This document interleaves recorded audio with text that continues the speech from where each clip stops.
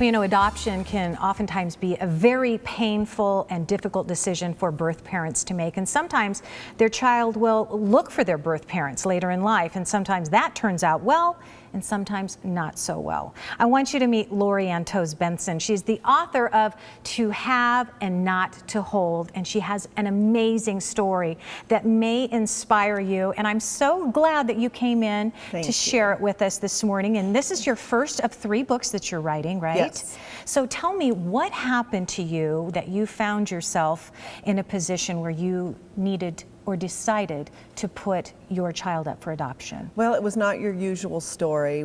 I had just gotten my big break as far as career goes. I was working at the Donahue Show, pretty new at the Donahue Show, producing shows, and found myself unexpectedly pregnant.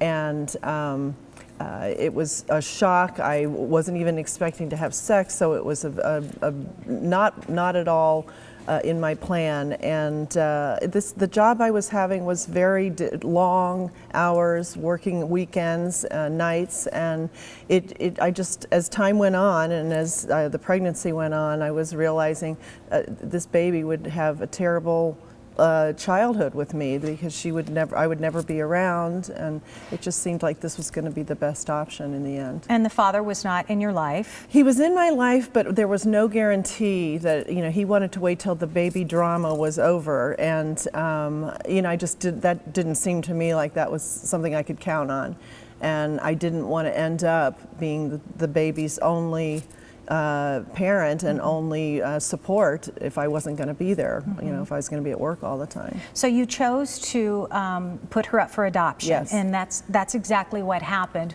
But the reason why you wrote this book is because years later, your child reached out to you. Yes. And what happened? Yes, we kind of, her mother and I, her adoptive mom and I, had a little bit of contact as time went on. Letters, occasionally pictures, that's another story in itself.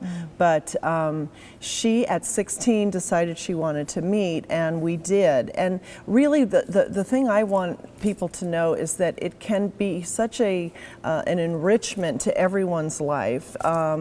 You hear only the negative stories, and you know, it can be so wonderful, and we became really a blended family. And we're looking at a picture right now. That was our reunion. That's amazing. So this is a happy ending here, where the adoptive mother literally brought you into her world and her life, and now she's having her own children. Yes. And you're going to be a grandmother. But this is your message to people who have adopted children. Your message is, don't be afraid of what might be asked of you. I know it's a frightening thing. I know the thought of letting someone else who has a motherly, maternal role at all can be very intimidating to an adoptive mother, or any mother. Any mother, you know, would be intimidated by that idea.